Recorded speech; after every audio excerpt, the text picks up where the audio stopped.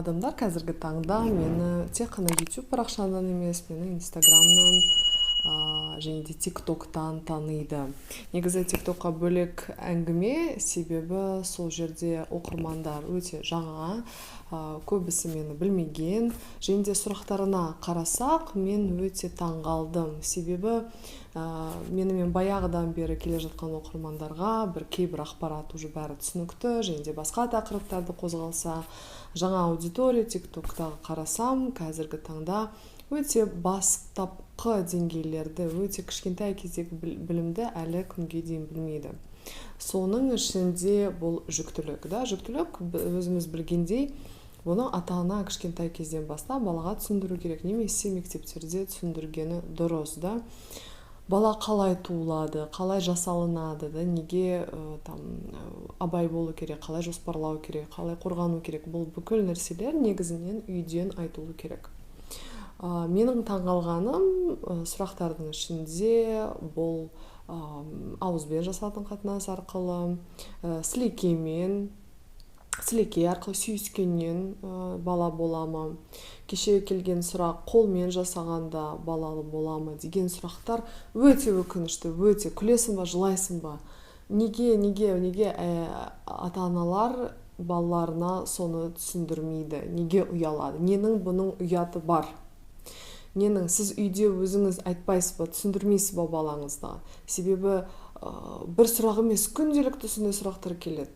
Не деген, вообще мен шын айтсам, көп ойландым бүгінгі тақырыпты, бүгінгі қандай видео түсірем деп. Бірақ соңғы кезде жүктілік жайында өте көп сұрақтар келген соң, осы тақырыпты міндетті түрде ашу керек. Және де бұл тақырып балдарға емес, ата-анасына деген үміттемін, себебі ата-аналар, сіздің балаңыз уже 12-ден аса бастаса, уже шәуеті шығып, қыздарда етекір бастаған кезде уже айтып бастаңыз. Себебі олардың гормондары бар, қызығады, жігіттерге қыздар ұнайды, қыздарға жігіт ұнайды.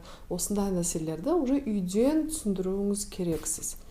Ұялсаңыз, білмесеңіз, тоже бөлек тақырып, мүмкін мен бөлек оны видеомен түсіремді, қалай балаларыңызға ұялмау үшін не істеу керек. Кейбір адамдар өздері қорықса білікті маман шақырып, или ата-аналар білікті бір мұғалім апайлары болса, солардан түсіндіріп, или бір кісі болса, который сіз құрметтейсіз, сол кісі абайлап түсіндірсін. Но бәрібір ата-ананың айтқанына еш нәрсе жетпейді. То есть ата-ана арасында осындай қарым-қатынасты құру.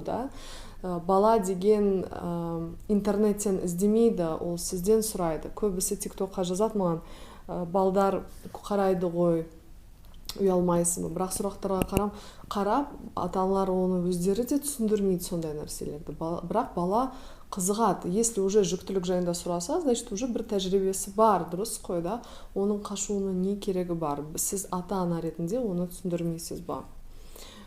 И көрсе, лучше менен білікті маманнан көрсін, чем интернеттен, вообще непонятный бір сайттардан. Понимаете, да?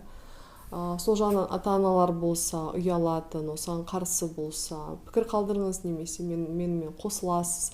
Және де осыны шешу жолдарын қалай істеуге болады, қаншалықты осындай базовый информация, ең бастапқы бала қалай болады, сондай нәрселерді әлі күнге дейін 18-ден асқан балдар білмегені, бұл өте ұят. Бұны ұят деймін.